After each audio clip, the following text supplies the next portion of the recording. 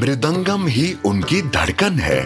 श्री तिरुवारूर भक्तवत्सलम, पद्मश्री 2026। तिरुवारूर 18वीं शताब्दी में कर्नाटक संगीत की त्रिमूर्ति संगीत मूर्ति की जन्मस्थली। मैं एक संगीत के वातावरण में पला बढ़ा। मेरी माँ तिरुवारूर तंजावुर क्षेत्र की एक प्रतिष्ठित संगीतज्ञ थी। जब मैं केवल 2.5 वर्ष का था तब मुझे पिता की अनुपस्थिति महसूस हुई। कहा जाता है माँ एक पवित्र मंदिर के समान होती हैं, और मेरे जीवन में यह बात पूरी तरह सत्य सिद्ध हुई। मेरी माँ ने अपने 3 भाइयों और हमारी जिम्मेदारी उठाई, छोटे छोटे संगीत कार्यक्रमों में प्रस्तुति देकर। हर सुबह बालक भक्त वत्सलम अपनी माँ आनंद वल्ली की प्रार्थना और भक्ति गीतों की मधुर स्वर लहरियों के साथ जगता था। वो संगीत से मंत्रमुग्ध हो जाता। माँ ने उन्हें संगीत की शिक्षा देना शुरू किया।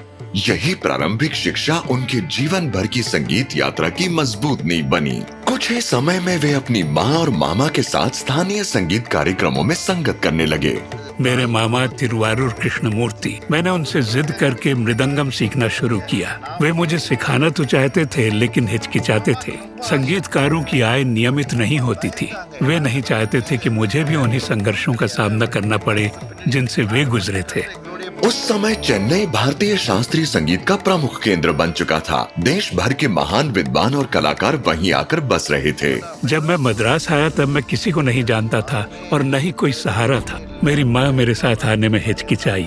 मैंने एक छोटा सा कमरा किराए पर लिया और बहुत आग्रह करके माँ को अपने साथ ले आया। मेरे लिए उन्होंने जो त्याग किया उसकी कल्पना भी नहीं की जा सकती। उन्होंने मेरी खातिर उसी छोटे से कमरे में स्वयं को ढाल लिया। हम एक ऐसी बस्ती में रहते थे जहाँ छोटे छोटे घर एक दूसरे से जुड़े हुए थे। मैं पड़ोसियों को परेशान नहीं करना चाहता था, इसलिए खिड़कियों पर मोटे पर्दे लगाकर कमरे को ध्वनि निरोधित करता और घंटों मृदंगम का अभ्यास करता। लगातार 10 वर्षों तक यही मेरी दिनचर्या रही। एक बार प्रसिद्ध गायिका ML वसंत कुमारी के साथ व्हाइट हाउस में प्रस्तुति के दौरान आयोजकों ने उनसे अनुरोध किया कि वे अपने माथे पर लगा पारंपरिक विभूति चिन्ह हटा दें, लेकिन भक्तवत्सलम ने इनकार कर दिया। उनके लिए वो उनकी पहचान और आस्था का प्रतीक था और उन्होंने गर्व के साथ अपनी प्रस्तुति दी।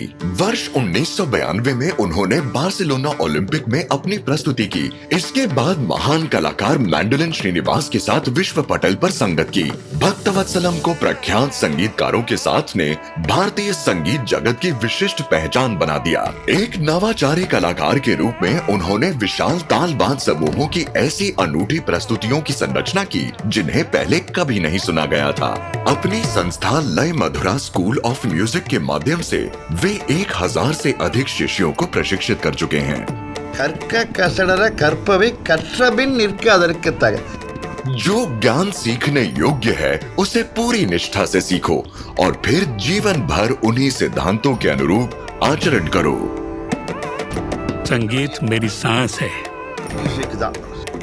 मैं अगले जन्म में भी मृदंगम ही बजाना चाहूंगा।